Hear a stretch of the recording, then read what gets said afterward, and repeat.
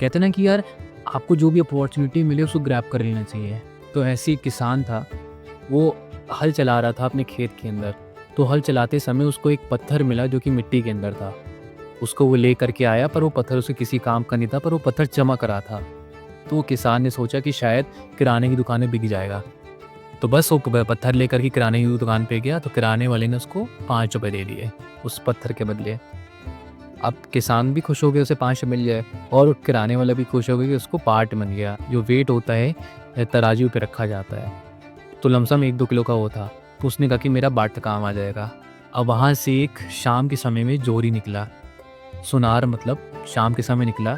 उसने उस पत्थर को देखा और उसने कहा कि चाचा कितने का है? तो उसने कहा कि तुम 20 रुपए दे देना। तो उसने कहा कि 20 रुपए तो बहुत ज़्यादा है, मैं ज़्यादा से ज़्यादा इसको 15 रुपए दूँगा।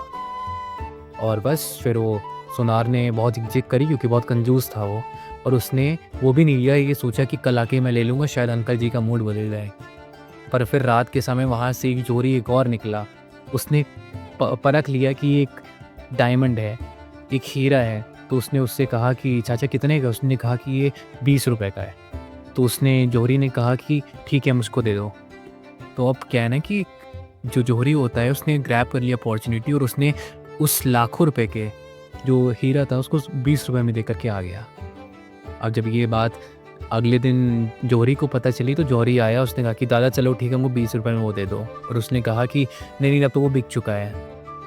तो उसने कौन लेके कह रहा है कि तुम्हारे पीछे से एक चोरी आया तो वो लेके चला गया। तो उसने कहा कि तुमने उसे क्यों दिया?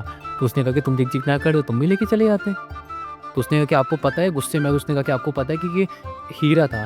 तो उसने कहा कि जब तुमको पता है, तुम अक्लमंद हो, कि ये हीरा तुम क्यों नहीं लेके गए? तो लाखों रुपए के लिए तुमने 5 रुपए का लाखों रुपए का नुकसान कर दिया। इस बात से ये सीखने को मिलता है, मॉरल ऑफ द स्टोरी, कि आपको कभी भी कोई भी अपॉर्चुनिटी मिले, आपको उसे ग्रैब कर लेना चाहिए, ना कि ये सोच के कि एक अच्छी अपॉर्चुनिटी आपका इंतज़ार कर रही है। काफ़ी लोग होता है इस उम्मीद में बैठे रहते हैं और अपनी हर अच्छी चीज़ों को छोड़ देते हैं, और एक दिन उनको हाथ में कुछ नहीं मिलता।